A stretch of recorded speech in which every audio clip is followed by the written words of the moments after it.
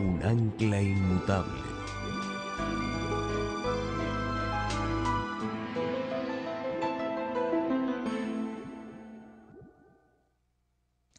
Antes de entrar a nuestro estudio de esta mañana, queremos pedir la bendición de Dios. Así que les invito a inclinar sus rostros conmigo y vamos a orar al Señor. Padre Celestial, te damos gracias por el gran privilegio que nos concedes de venir a tu casa en tu santo sábado para estudiar tu palabra. Señor, el tema que voy a trazar en esta mañana es demasiado sublime para expresarlo en palabras humanas. Me siento anonadado. Te pido, Señor, que limpies mis labios, que me des pensamientos claros, para que yo pueda trazar, aunque sea un poco, las maravillas de tu salvación. Te ruego también al comenzar que tú estés en este lugar en forma marcada por medio del ministerio de tu Espíritu Santo. Señor, si hay alguien que no ha recibido a Jesús como Salvador, te ruego que en esta mañana lo haga por la influencia de tu Santo Espíritu. Te doy gracias por escuchar esta oración, pues te lo pido en el nombre de Jesús. Amén. Quiero invitarles en esta mañana a abrir sus Biblias conmigo a Apocalipsis, el capítulo 14 y el versículo 6. Apocalipsis 14 y el versículo 6. Vamos a estudiar una frase corta que encontramos en este versículo. Vamos a hablar del Evangelio eterno. Dice allí: vi volar por en medio del cielo a otro ángel que tenía el evangelio eterno para predicarlo a los moradores de la tierra y a toda nación, tribu, lengua y pueblo. Según nos dice la Sagrada Escritura, en el mensaje final de Dios se predica el evangelio eterno. Es más, en Mateo el capítulo 24, si van un momento conmigo allí, Mateo el capítulo 24 y el versículo 14, el Señor Jesucristo habló del mismo evangelio. Dice lo siguiente: y será predicado este evangelio del reino en todo el mundo para testimonio a todas las naciones, y entonces vendrá el fin. La condición para que venga el fin, entonces, es la proclamación del evangelio eterno a toda nación, tribu, lengua y pueblo. Pero la pregunta surge inmediatamente: ¿en qué sentido es este evangelio eterno? ¿Acaso el evangelio eterno no es el evangelio de la salvación? ¿Y acaso no se necesitó la salvación nada más desde el momento que nuestros primeros padres pecaron? ¿En qué sentido es el evangelio aquello que ha existido siempre en el pasado, que existirá siempre en el futuro y que son buenas nuevas en el presente? ¿En qué sentido es el evangelio eterno? En Apocalipsis, el capítulo 13 y el versículo 8, encontramos una declaración muy interesante. Apocalipsis, el capítulo 13 y el versículo 8, que nos ayuda a entender un poco más en qué sentido este evangelio es eterno, siempre ha existido. Dice allí en el versículo 8: y la adoraron todos los moradores de la tierra, cuyos nombres no estaban escritos en el libro de la vida del Cordero que fue inmolado desde el principio del mundo. Según este texto, el Señor Jesucristo fue inmolado como el Cordero de Dios desde el mismo principio del mundo. Pero nosotros sabemos que el Señor Jesucristo no murió sino hasta después de 4000 años de existir el pecado en el planeta. ¿En qué sentido entonces es Jesús el Cordero inmolado desde el principio del mundo? La respuesta a esta pregunta la hallamos en la primera epístola del apóstol Pedro, el capítulo 1 y los versículos 18 al 20.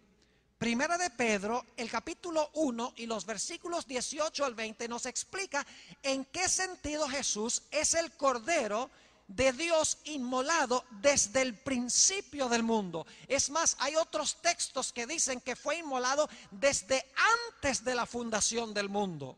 Note lo que dice Primera de Pedro 1:18.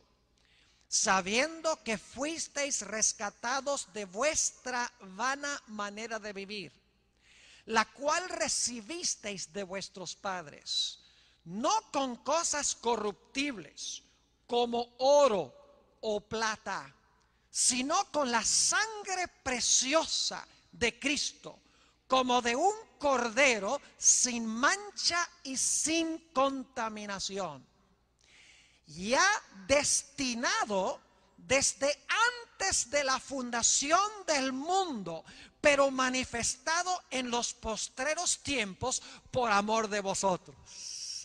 Este texto explica en qué sentido Jesús es el Cordero de Dios inmolado desde la fundación del mundo. Dice que fue destinado a morir antes de la fundación del mundo, pero fue manifestado en estos últimos tiempos por amor a nosotros. Es decir, el plan de salvación fue elaborado desde antes de la fundación del mundo. Jesús fue destinado a morir desde antes aún que surgiera el pecado en el mundo. Qué hermoso pensar que cuando surgió el pecado, el Padre y el Hijo no dijeron, ¿y ahora qué vamos a hacer? No pasó así. Ya había un plan en caso de que el hombre pecara. Un plan por el cual Dios iba a salvar al ser humano. En este sentido, el evangelio que se debe proclamar a toda nación, tribu, lengua y pueblo es un evangelio eterno, porque no hubo nunca un tiempo en que Dios no tuvo un plan para salvar a la raza humana, para salvarte a ti y para salvarme a mí. Quiero invitarles a ir conmigo a Apocalipsis, el capítulo 15 y el versículo 1. Encontramos aquí una declaración que nos lleva a pensar seriamente en cuanto a lo que va a suceder muy pronto en este mundo. Está hablando del derramamiento final de 7 plagas terribles sobre el planeta Tierra. Y esto tiene una relación estrecha con el evangelio eterno, como vamos a ver en nuestro estudio de esta mañana, porque en Apocalipsis tenemos en otros sitios de este libro una explicación de lo que es el evangelio eterno. Noten Apocalipsis 15 y el versículo 1. Vi en el cielo otra señal, grande y admirable. 7 ángeles que tenían las 7 plagas postreras, porque en ellas se consumaba la ira de Dios. Noten que este texto nos dice claramente que las 7 postreras plagas son la consumación de la ira de Dios sobre el planeta Tierra. Vamos al capítulo 16 y el versículo 1, que nos agrega un detalle que no está en el 15:1. Dice en el capítulo 16 y el versículo 1: oí una gran voz que decía desde el templo a los 7 ángeles: id y derramad sobre la tierra las 7 copas de la ira de Dios. Ahora, Apocalipsis 15:1 nos dice que en las 7 postreras plagas está consumada la ira de Dios. Pero en el 16:1 nos dice que la ira de Dios está contenida en copas, y de las copas se va a derramar la ira de Dios. Es decir, la consumación de la ira de Dios se va a derramar de 7 copas. Ahora vuelvan conmigo a Apocalipsis 14, 9 al 11, y vamos a ver otro detalle que no menciona ni siquiera el capítulo 15:1 ni el 16:1. Apocalipsis 14 y el versículo 9. Y el tercer ángel lo siguió diciendo a gran voz: si alguno adora a la bestia y a su imagen, y recibe la marca en su frente o en su mano, él también beberá del vino de la ira de Dios. Y sigue diciendo que ha sido vaciado puro en el cáliz de su ira, y será atormentado con fuego y azufre delante de los santos ángeles y del Cordero. Y el humo de su tormento sube por los siglos de los siglos. Y no tienen reposo de día ni de noche los que adoran a la bestia y a su imagen, ni nadie que reciba la marca de su nombre. El detalle adicional que se da aquí en Apocalipsis 14, versículo 9 al 11, es que lo que está en las copas, aquellos que han rechazado a Cristo van a tener que beberlo. Así que juntando Apocalipsis 15:1, Apocalipsis 16:1 y Apocalipsis 14:9 al 11, notamos que en las 7 postreras plagas es consumada la ira de Dios. Esas 7 plagas están contenidas en copas, y Dios va a derramar las copas, y aquellos que se perderán van a tener que beber la ira de Dios que se encuentra en las copas. Ahora, en el libro de Apocalipsis se dice que hay 2 grupos de personas que estarán en el mundo cuando Cristo venga. Estarán los salvos y estarán los perdidos, los que reciban el sello de Dios y los que reciban la marca de la bestia. Pero inmediatamente nos preguntamos, ¿por qué razón un grupo es salvo y el otro grupo está perdido? Claro, recibieron el sello de Dios o la marca de la bestia, pero ¿acaso todos no eran pecadores? ¿Acaso todos no merecían beber la copa de la ira de Dios? Aún los salvos fueron pecadores, los impíos son pecadores. ¿En qué sentido hay una distinción entre los salvos y los pecadores si todos en realidad en un momento u otro fueron pecadores? ¿No merecen todos, por ser pecadores, beber las copas de la ira de Dios? La Biblia tiene la respuesta de por qué el grupo de los salvos no beberá las copas de la ira de Dios. Pero para entenderlo necesitamos regresar a la experiencia de Jesús que se encuentra registrada en los evangelios. Quiero invitarles que vayan conmigo al libro de Mateo, el Evangelio según San Mateo, el capítulo 26. San Mateo, el capítulo 26, y quiero empezar la lectura en el versículo 38. Mateo, el capítulo 26 y el versículo 38. Para darles un poquito de contexto, aquí el Señor Jesucristo ha ido con sus discípulos al huerto del Getsemaní. Se ha ido a un lugar un poquito retirado con 3 de sus discípulos, Pedro, Andrés y Juan. Y el Señor Jesucristo les dice a sus discípulos algo que le da a ellos terribles presentimientos en cuanto a lo que viene. Dice en el versículo 38, entonces Jesús les dijo: mi alma está muy triste hasta la muerte, quedaos aquí y velad conmigo. El alma de Jesús, cuando fue al huerto del Getsemaní, estaba llena de agonía y de tristeza y de sufrimiento. ¿Por qué razón?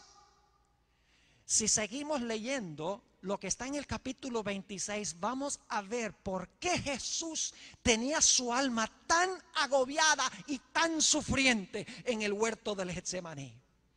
Noten lo que dice el versículo 39 de Mateo 26.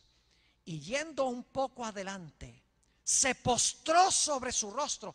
Es decir, puso su rostro sobre la tierra, pegó la frente de la tierra, orando y diciendo: Padre mío. Fíjense, pueden escuchar la cercanía entre Jesús y su Padre.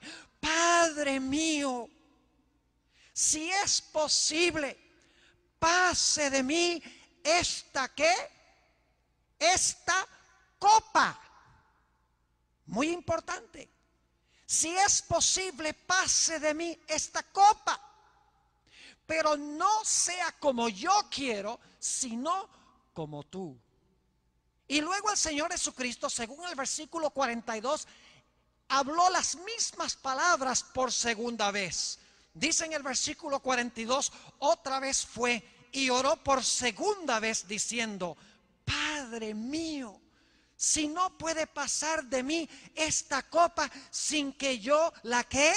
Sin que yo la beba, hágase tu voluntad. Es decir, en la copa que tiene Jesús en la mano está contenida la ira de Dios. Y Jesús tiene que beber esa copa. Según dice aquí, en el huerto del Getsemaní, Jesús comenzó a caer bajo la ira de su Padre, bajo la ira de Dios. Dice en el versículo 44 que el Señor Jesucristo fue y oró por tercera vez la misma oración. Dice, y dejándolos se fue de nuevo y oró por tercera vez diciendo las mismas palabras. Ahora, el libro de los Hebreos nos describe un poco más vívidamente cómo entonó Jesús esa oración en el huerto del Getsemaní. Nosotros hemos leído en Mateo que el alma de Jesús estaba agobiada aún hasta la muerte, estaba muy triste.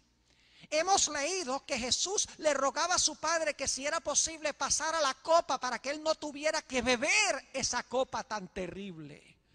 Pero el libro de los Hebreos nos explica un poco más los sentimientos de Jesús cuando oró a su Padre. Vayan conmigo, si tienen sus Biblias, al libro de los Hebreos, el capítulo 5 y el versículo 7, donde se expresa de una forma más vívida la agonía intensa de Jesús cuando llevaba esa copa temblorosa en su mano. Dice en Hebreos 5 y el versículo 7: y Cristo, en los días de su carne, es decir, mientras estuvo en la tierra, ofreciendo ruegos y súplicas con gran clamor y lágrimas al que le podía librar de la muerte, fue oído a causa de su temor reverente.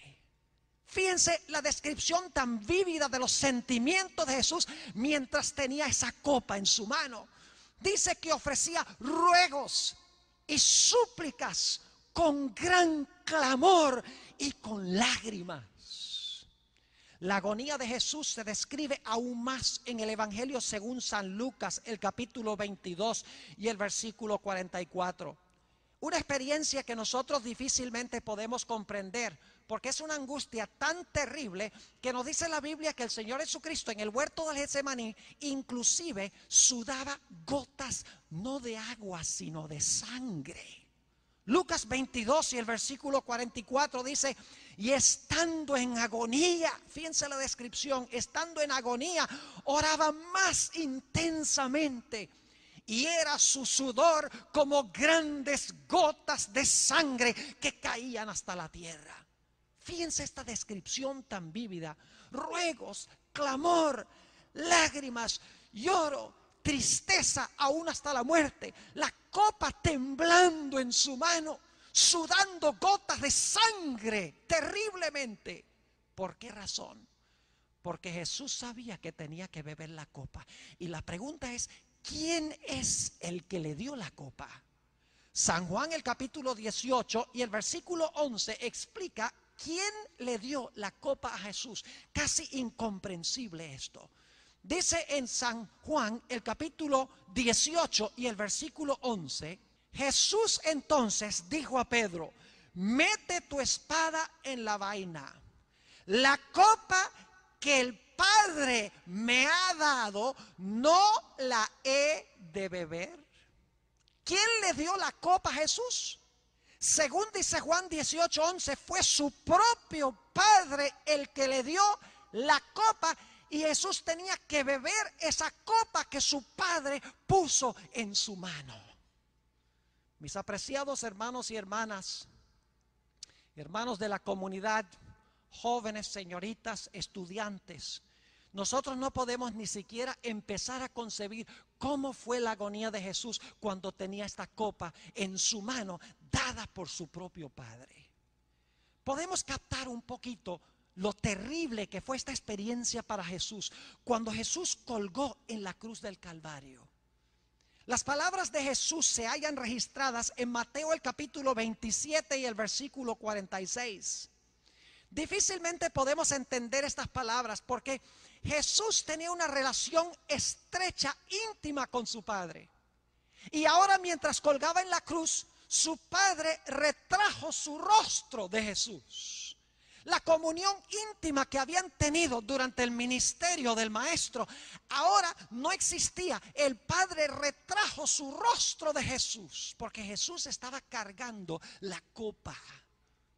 Noten las palabras que se registran en Mateo el capítulo 27 y el versículo 46. Y tanto impacto causaron en Mateo que Mateo registró las palabras en arameo.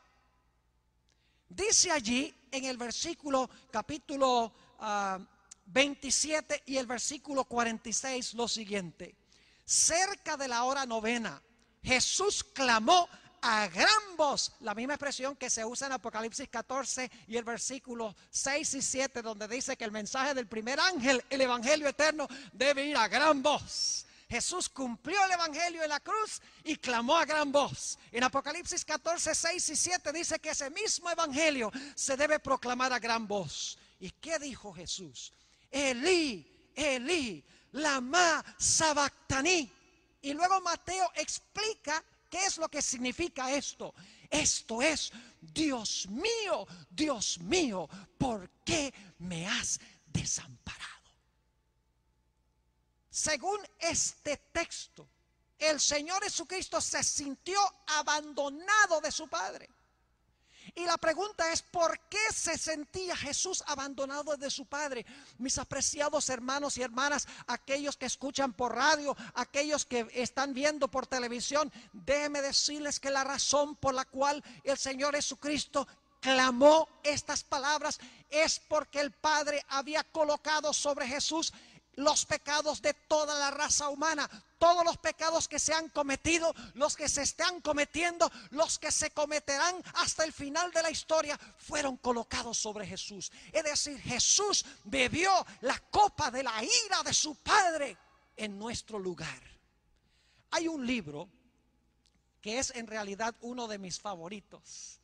Es la biografía favorita de Jesús, a mi parecer. Es lindo el libro, se llama El deseado de todas las gentes. Quiero leer algunas citas que encontramos en las páginas, en los capítulos titulados Getsemaní y el Calvario, para que podamos entender un poco más qué es la agonía por la cual estaba pasando Jesús.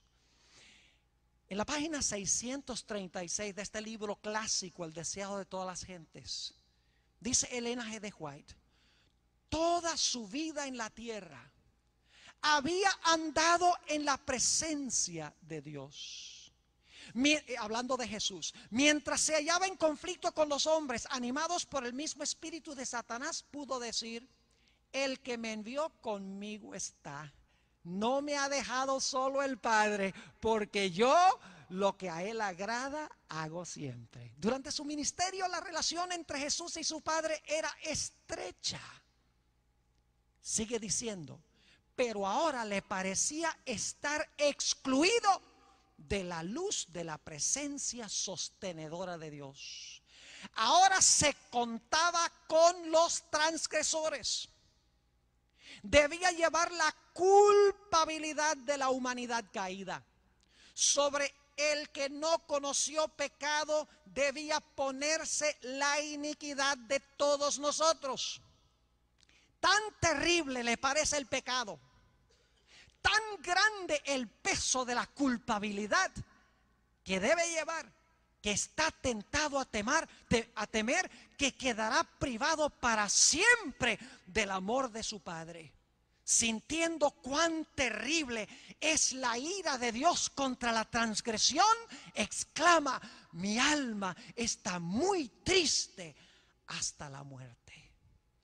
En la página 637 dice la misma autora, sentía que el pecado le estaba separando de su padre. La cima era tan ancha, negra y profunda que su espíritu se estremecía ante ella. No debía ejercer su poder divino para escapar de esta agonía. Como hombre debía sufrir las consecuencias del pecado del hombre. Como hombre, ahora escuchen, como hombre debía soportar la ira de Dios contra la transgresión. Sigue diciendo, como sustituto y garante del hombre pecaminoso, Cristo estaba sufriendo bajo la justicia divina. Es decir, su padre lo estaba castigando. Pero Jesús no merecía el castigo, porque Jesús nunca pecó.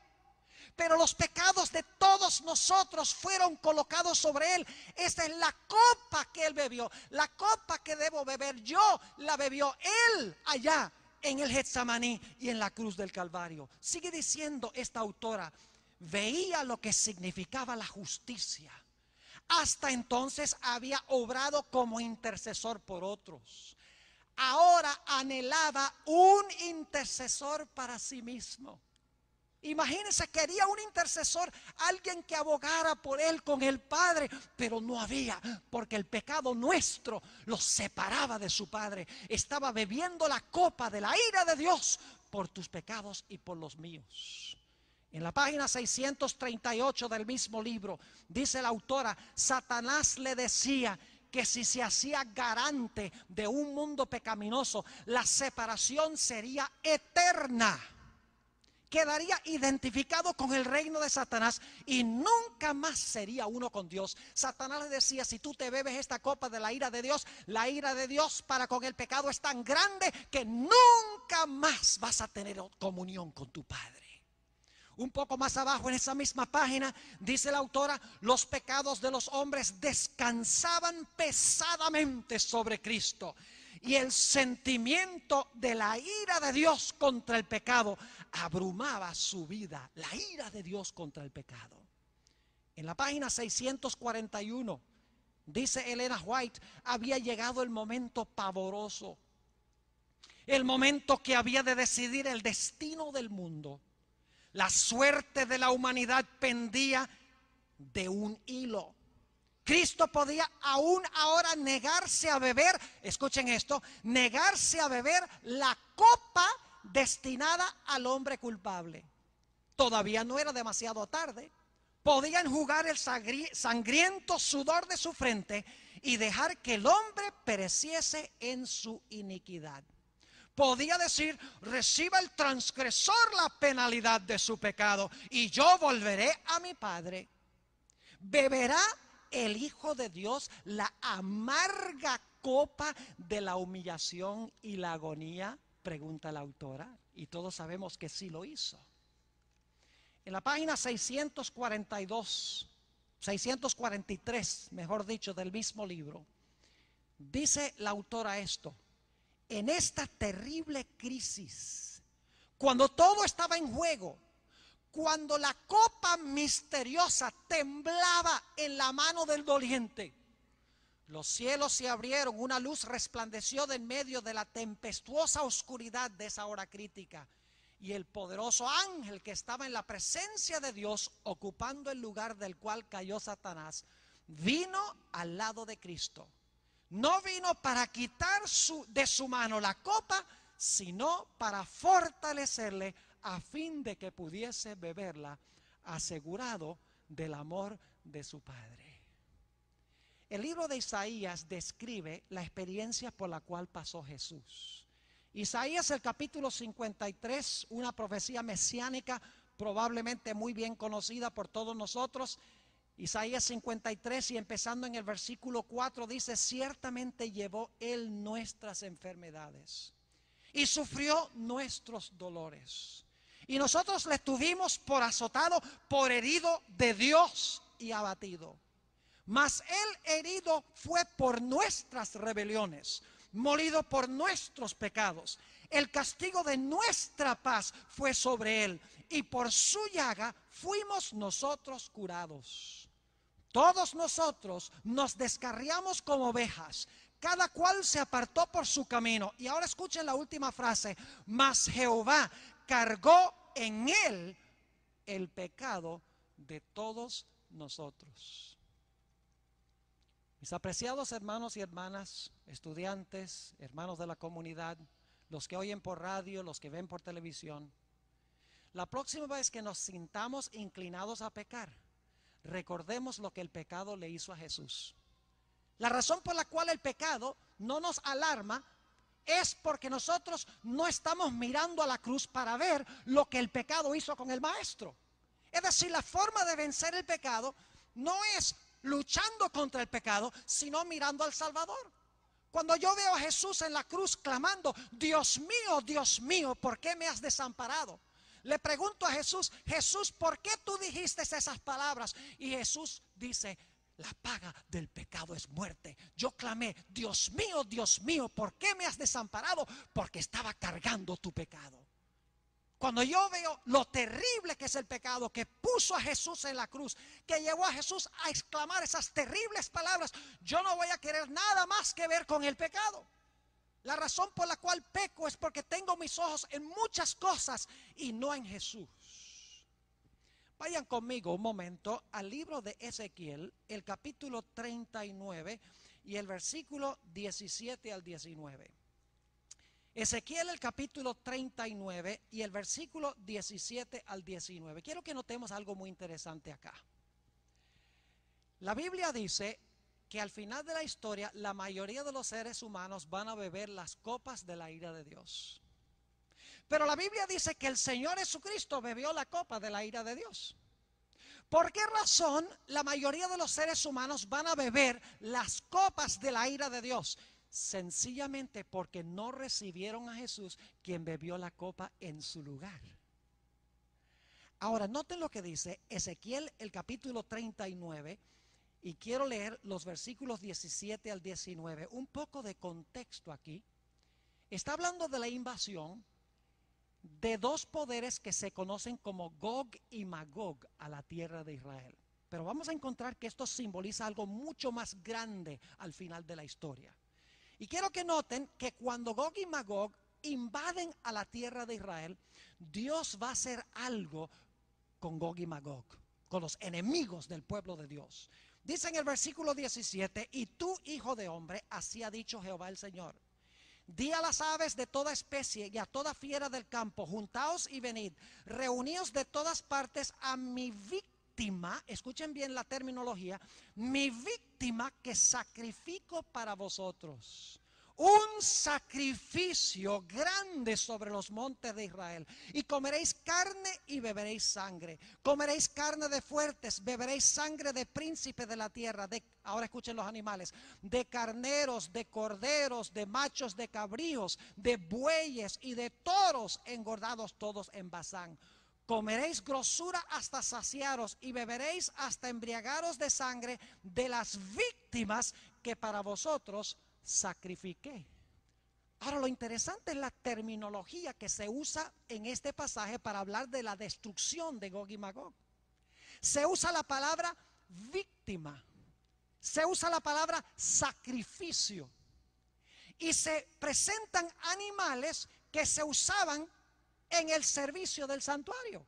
Porque se mencionan carneros, corderos, machos de cabrío, bueyes, toros. Todos esos eran diferentes tipos de animales que se usaban en el sistema de sacrificios del Antiguo Testamento.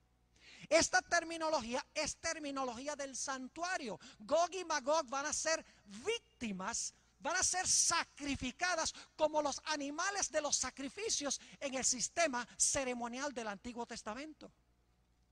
Pero quiero decirles que este pasaje se cumple en un ámbito mucho mayor. Es una profecía de algo mucho más grande que va a pasar en el futuro. Vayan conmigo a Apocalipsis el capítulo 20 para que veamos el cumplimiento final de esto. Apocalipsis el capítulo 20 y el versículo 7 al 9 está hablando de los perdidos, de los que van a estar fuera de la santa ciudad. Apocalipsis 20 y el versículo 7, después de los 1000 años.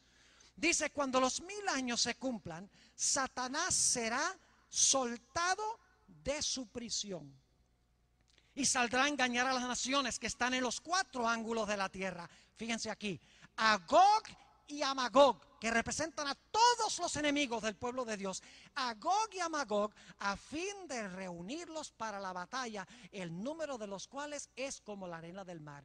Y subieron sobre la anchura de la tierra, rodearon el campamento de los santos y la ciudad amada. Ahora quiero que capten la escena. Dentro de la ciudad están los salvos, aquellos que recibieron a Jesús y que Jesús salvó porque Jesús bebió la copa en su lugar. Fuera de la santa ciudad se hallan los perdidos, aquellos que rechazaron a Cristo, rechazaron el pago que ofreció Jesús en beber la copa por ellos. Dice que los impíos rodean la ciudad y que va a descender fuego del cielo y los va a destruir, los va a consumir. Ahora, ¿por qué menciono esto? Porque fuera de la santa ciudad están individuos por los cuales también pagó Jesús,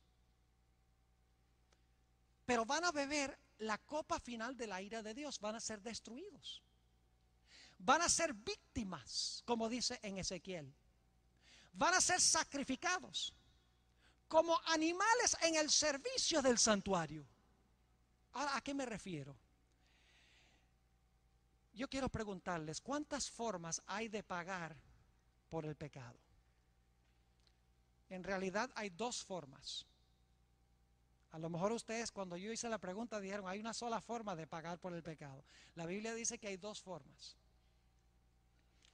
Una forma o una manera es que Cristo beba la copa y pague por los pecados.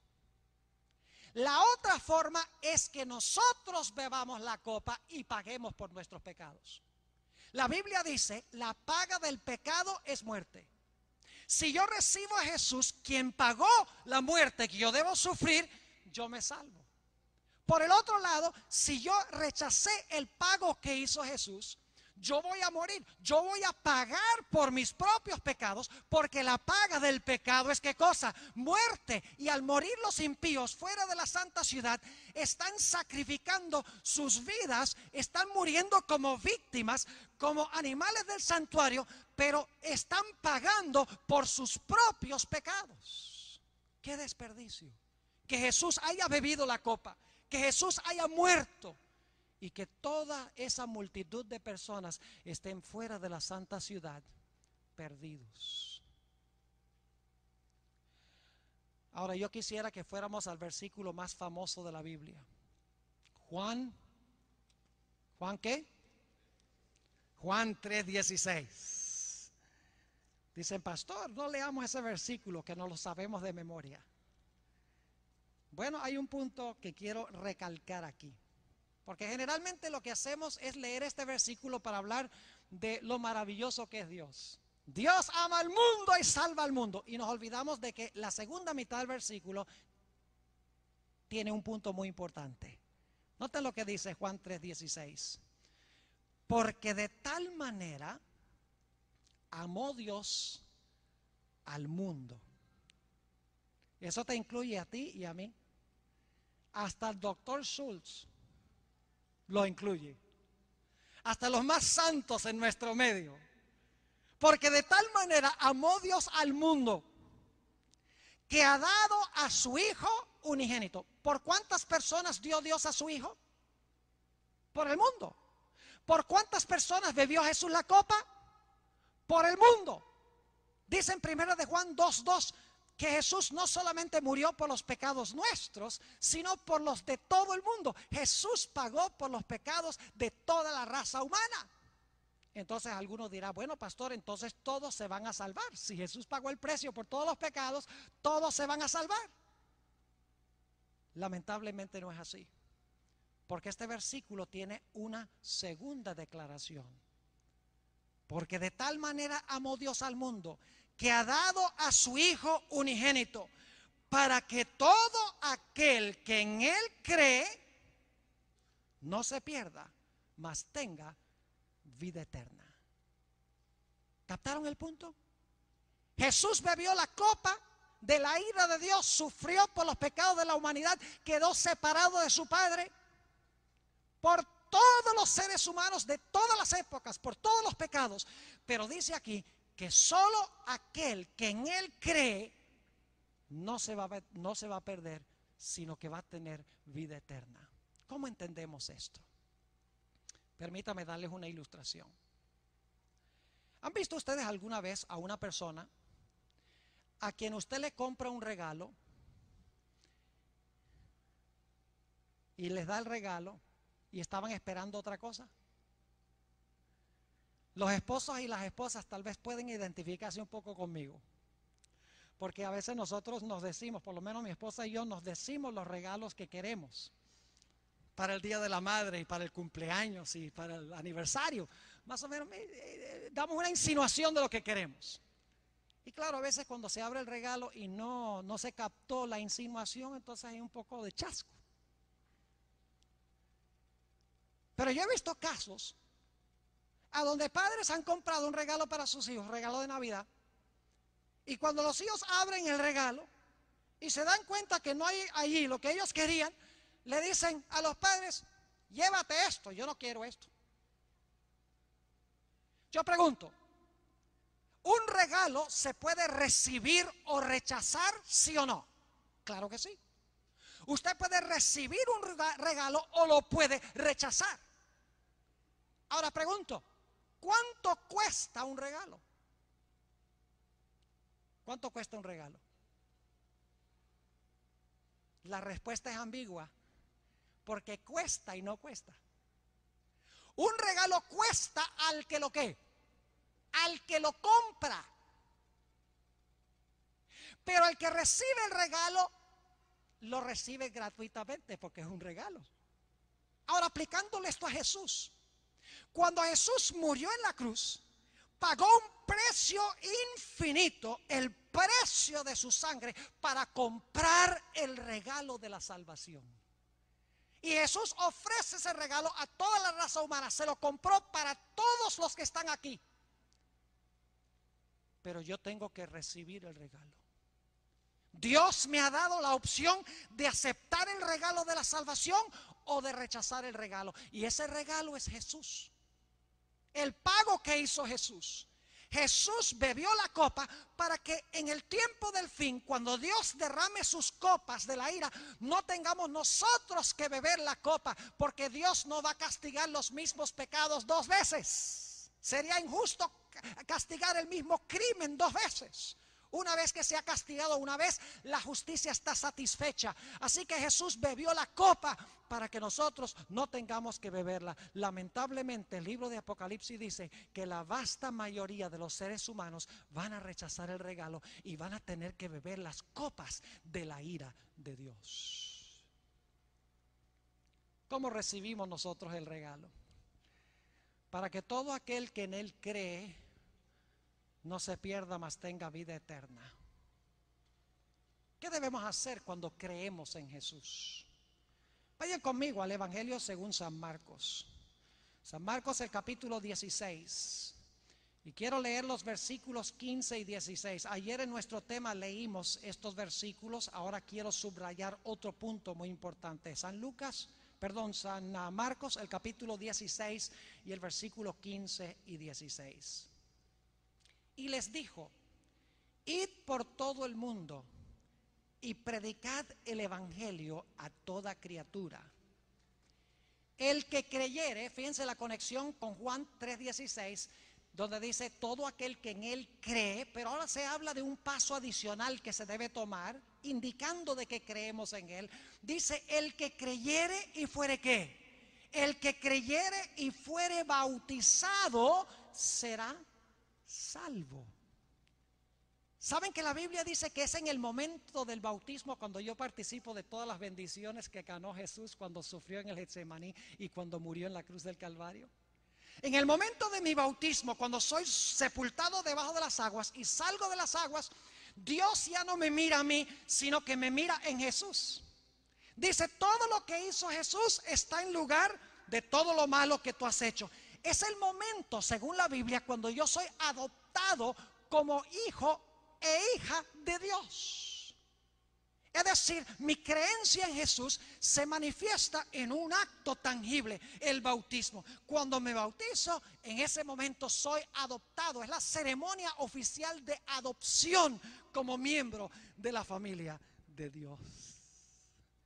En ese momento Dios me mira a mí como si nunca hubiese pecado. Porque no me mira a base de mis terribles pecados, sino, como dice la Biblia, soy acepto en el amado.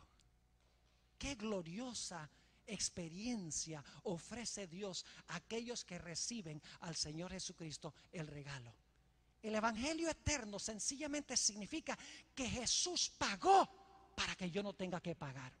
Jesús murió para que yo no tenga que morir. Jesús sufrió para que yo no tenga que sufrir la ira de Dios en estos últimos días cuando sea derramada la ira de Dios. Jesús sufrió para que yo me pudiera salvar en su reino. Ahora quiero que vayamos por un momento, ya llegando al final de nuestro tema en esta mañana. Quiero que vayamos al libro de Génesis. Es un libro favorito mío. He dedicado muchas décadas al estudio de este libro. Y quiero decirles que yo creo que toda doctrina de la Iglesia Adventista del Séptimo Día se puede comprobar del libro de Génesis. El libro de Génesis no es solo un libro de historias, es un libro de profecías. Si usted quiere saber de la batalla de Armagedón, tiene que estudiar la historia de Caín y Abel, porque esa es la primera batalla de Armagedón de la historia. El libro de Génesis habla del bautismo, créanlo o no. El libro de Génesis nos habla del día de reposo, nos habla de la ley, nos habla de la ley ceremonial, nos habla en cuanto a la salud, nos habla en cuanto a la familia, nos habla en cuanto al estado de los muertos, nos habla en cuanto al santuario.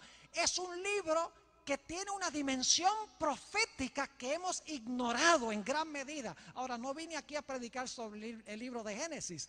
Lo hice en nuestra escuela, en nuestro colegio hermano de Chillán hace unos años.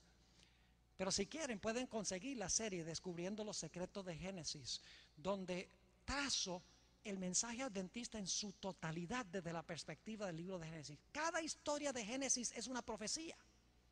No son solo historias que sucedieron, son historias que se deben entender como profecías. Génesis el capítulo 2 y el versículo 25. Fíjense lo que dice. Hablando de nuestros primeros padres, Adán y Eva. Y estaban ambos desnudos, Adán y su mujer, y no se avergonzaban. ¿En qué condición estaban Adán y Eva en su perfección? Dice que estaban desnudos y no se avergonzaban. ¿Saben por qué? Porque no tenían vestiduras artificiales, estaban cubiertos de la gloria de Dios. Sus mantos eran mantos de luz, estaban cubiertos de un manto de luz. En su inocencia, en su estado perfecto. La Biblia nos dice, sin embargo, que cuando ellos pecaron, quedaron destituidos de la gloria de Dios. Note lo que dice Génesis el capítulo 3 y el versículo 7. Entonces fueron abiertos los ojos de ambos y conocieron que estaban desnudos. Fíjense, porque la luz se fue, estaban destituidos de la gloria de Dios y ahora se vieron desnudos. Y la Biblia dice que para tratar de resolver su situación, se hicieron delantales de higuera y taparon sus cuerpos. Pero ¿saben que eso no tapó la desnudez? Ellos mismos sabían que eso no tapaba la desnudez. La desnudez no era de cuerpo, era de alma. Y eso lo sabemos porque en el siguiente versículo Dios viene buscando a Adán y Eva. ¿Dónde están ustedes?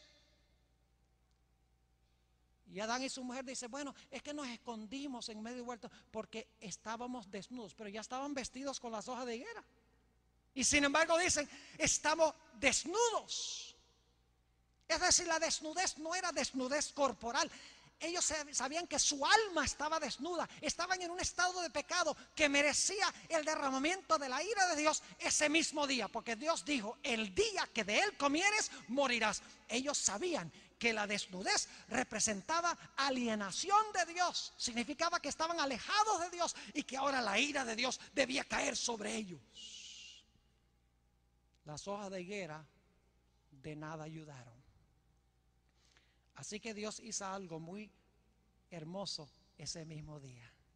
Génesis 3 y el versículo 21. Fíjense qué lindo esto. Dice, y Jehová Dios hizo al hombre. ¿Quién lo hizo? ¿Quién lo hizo? Jehová Dios. Jehová Dios hizo al hombre y a su mujer. ¿Qué cosa? Túnicas de poliéster. No. Túnicas de algodón. No. Túnicas de gabardina. No. Dice, y Jehová Dios hizo al hombre y a su mujer túnicas de pieles. Plural, porque eran dos personas. Túnicas de pieles. ¿Y los qué? Y los vistió. Ahora yo pregunto, ¿qué necesita suceder para que usted pueda conseguir la piel de un animal? Este es un país muy ganadero, el país de Argentina. Para conseguir la piel de un animal, el animal tiene que morir. Es decir, el mismo día que se debía ejecutar la sentencia de muerte contra Adán y Eva, porque Dios dijo, el día que de él comieres morirás. No dijo, vas a morir a los 930 años. Dijo, el día que de él comieres morirás. Ese mismo día se sacrificaron 2 corderos. Y con las pieles de los corderos se cubrió la vergüenza de la desnudez de Adán y Eva. ¿Saben lo que sucedió en el cielo en el mismo momento cuando se sacrificaron esos animales? El sacrificio de esos animales en la tierra era un anuncio terrenal de que en el cielo, en ese momento, Jesús se había presentado delante de su Padre. El verdadero Cordero de Dios, inmolado desde la fundación del mundo, desde antes de la fundación del mundo, se presentó ante su Padre y dijo, Padre, el hombre debe morir hoy mismo, porque dijiste, el día que comiere de él, morirás. Pero Padre, yo no puedo soportar la idea de que el hombre muera. Yo no puedo permitir que el hombre muera, Padre. Yo quiero que el hombre se salve, quiero que todos los seres humanos tengan salvación. Padre, ofrezco mi vida en lugar de las vidas de ellos. Padre, yo iré a ese planeta. Padre, yo iré al Getsemaní. Padre, yo tendré un alma agobiada aún hasta la muerte. Padre, yo cargaré la copa de tu ira en mi mano. Padre, yo clamaré en la cruz, Dios mío, ¿por qué me has desamparado? Padre, yo seré sepultado en ese sepulcro nuevo, esclavo o prisionero de tu justicia. Padre, hoy me comprometo a hacer eso para salvar a la raza humana. Y el Padre, Jesús entró 3 veces según el Espíritu de profecía. Cuando salió la tercera vez, le anunció a los ángeles, dijo, un rescate ha sido hallado. Hay alguien que va a ir y pagar la deuda de los seres humanos. Y los ángeles que antes habían estado con un silencio rotundo, ahora irrumpen en gloria y alabanza, rindiéndole homenaje al Cordero de Dios que iba a quitar el pecado del mundo, el pecado tuyo y el pecado mío. Y lo que hizo Jesús en el cielo se anunció en la tierra a través de esos sacrificios. En ese sentido, el evangelio es eterno. Nunca hubo un tiempo en que no existió un plan. Y yo quiero decirles, mis hermanos y hermanas, que el evangelio que se predica mucho en el mundo hoy es un evangelio barato. Oh, si Cristo te salva, Cristo te perdona, solamente cree en Él y serás salvo tú y tu casa. Y la Biblia dice eso, pero se comprende muchas veces mal.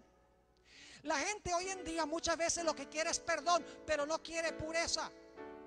La gente quiere que sus pecados sean quitados, pero no quieren en su vida vencer el pecado. Ahora yo quiero decirles cómo fue esa primera ceremonia de ese sacrificio que hizo Adán. Se describe en el libro Historia de la Redención de una forma vívida. Imagínense un mundo donde no había muerte. Hoy en día estamos acostumbrados a la muerte. Todas partes en Irak matan 16, matan 20, en las calles matan personas. Cada día la gente muere de cáncer, de diversas enfermedades. Estamos acostumbrados a la muerte. Pero imagínense un mundo a donde nunca había muerto nada. Y ahora Dios le dice a Adán: Adán, tráete esos 2 corderitos. Quiero que tomes esta herramienta. No sabemos si era un cuchillo, pero quiero que tomes esta herramienta, que rasgues el cuello de esos animales. Y Adán y Eva no sabían lo que era la muerte. Sabían que era algo terrible, Dios les había dicho, pero no habían experimentado la muerte.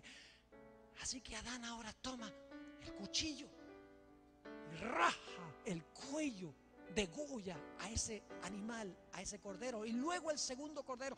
Y ese cordero ahora, que antes estaba vivo, que respondía a la voz de Adán y venía mansamente a él, ahora chorrea la sangre de su cuello. Y de repente el animal está inerte en los brazos de Adán.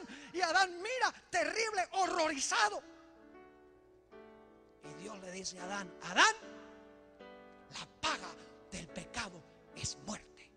Ese cordero representa a tu creador, el cordero de Dios que quita el pecado del mundo, que va a pasar por esa experiencia. Adán, tu pecado es tan terrible que no solamente causa la muerte de un cordero, de un animal, sino que le va a quitar la vida a tu propio creador, quien va a ofrecer su vida en rescate por muchos.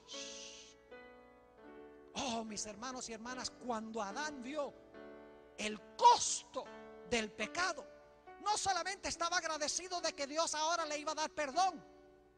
Claro que Dios perdonaba por la sangre del cordero. Dios le estaba diciendo: el sacrificio de este cordero representa a Jesús, quien te va a quitar el pecado. Puedes saber que tu pecado está perdonado por la sangre del cordero. Pero Adán vio algo más en ese cordero. Adán miró el cordero y dijo: uy, qué terrible es el pecado. Mire lo que hace el pecado. No solamente mata a estos corderos, sino que va a matar al cordero de Dios, quien va a beber la copa que debemos beber nosotros. Uy, es horrible el pecado. Nosotros no queremos más nada que ver con el pecado. Es decir, de la cruz fluye perdón, pero también fluye poder para vencer el pecado en la vida. Cuando tenemos los ojos en la cruz del Calvario, vemos a Jesús muriendo, preguntamos: ¿por qué Jesús? Jesús dice: es por el pecado. Cuando yo veo que el pecado crucificó a mi querido Jesús, no solamente voy a querer que me perdone por crucificarlo, sino que quiero que me dé poder para vencer el pecado en mi vida, para no volver a repetir otra vez los mismos pecados. Dios cubrió la vergüenza de la desnudez de Adán y Eva con los méritos del cordero. Vayan conmigo a nuestro último versículo, Gálatas, el capítulo 3. Gálatas, mientras continuamos escuchando las notas del piano, Gálatas, el capítulo 3. Y quiero leer los versículos 26 y 27. Gálatas 3, 26 y 27. Mi querido joven, mi querida señorita, mi querido hermano de la comunidad, aquellos que escuchan por radio, aquellos que ven por televisión, no dejes pasar este momento solemne sin tomar una decisión de encomendar tu vida a Jesús a través del bautismo. Dice en el libro de Gálatas, el capítulo 3 y el versículo 26 al 29, fíjense el momento en que nos vestimos de Cristo, el momento en que Cristo nos viste. Fíjense lo que dice la Biblia, Gálatas, el capítulo 3 y el versículo 26. Pues todos sois hijos de Dios por la fe en Cristo Jesús. Porque todos los que habéis sido bautizados en Cristo, de Cristo estáis, ¿qué? De Cristo estáis revestidos. Fíjense que es en el momento del bautismo cuando Dios nos dice: ahora estás vestido de la perfecta justicia de Jesús. Es el momento cuando nos unimos a la familia de Dios. Es la ceremonia de adopción. Yo quiero preguntar en esta mañana, aquellos que están presentes en este lugar en la solemnidad del momento, ¿Cuántos de los que están presentes quieren decirle al Señor Jesucristo: yo deseo en el futuro entregar mi vida a Jesús? Lo vamos a hacer en el presente, pero en el futuro quiero prepararme para esa ceremonia oficial de adopción a la familia de Dios, cuando Cristo me vestirá completa y totalmente de su justicia. Yo quiero tomar mi decisión esta mañana de que algún día yo quiero pasar por esa experiencia. Desea levantar la mano en este momento donde quiera que está. Yo quiero y tomo mi decisión de entregar mi vida al Señor Jesús. Yo no puedo ver a los que están allá afuera porque las luces están muy brillantes, pero yo tengo esperanza de que Dios está hablando a tu corazón y que Dios te va a llevar a tomar una decisión definitiva de aceptar a Jesús y de tomar el paso necesario para unirte a su familia. Ahora, yo sé que la mayoría de los que están aquí ya son bautizados, ya son adventistas, pero yo sé que hay varios que no han sido bautizados, como dice la Biblia, sumergidos debajo del agua, porque el bautismo bíblico es por inmersión. En ese momento enterramos el pecado y salimos nuevas criaturas en Cristo Jesús. Yo oro al Señor de que en el transcurso de esta semana muchas decisiones sean tomadas en favor de Jesús. No bebas tú la copa de la ira de Dios. Recibe a Jesús, quien la bebió en tu lugar. Oremos. Padre celestial, te damos gracias porque estando nosotros perdidos y sin esperanza, enviaste a tu Hijo Cristo Jesús para sufrir y para beber la copa de tu ira, la copa que merecíamos nosotros. Señor, en esta mañana nos maravillamos de ver tu inmenso amor. Lo creemos, pero no lo podemos entender en todas sus dimensiones. Gracias, Señor. Te quiero pedir en forma especial por aquellos jóvenes que están en nuestro medio, aquellas señoritas, aquellas personas de la comunidad que todavía no han sellado su pacto con Jesús a través del bautismo, cuando serán revestidos de Jesús. Te ruego, Señor, de que muy pronto puedan tomar este paso. Llévalos en este momento a tomar una decisión definitiva. Y Señor, los que ya somos bautizados, ayúdanos cada día a mirar a la cruz para que podamos recibir perdón, pero también el deseo de pureza. Gracias por habernos acompañado y gracias por escuchar nuestra oración, pues te lo pedimos en el nombre de Jesús. Amén.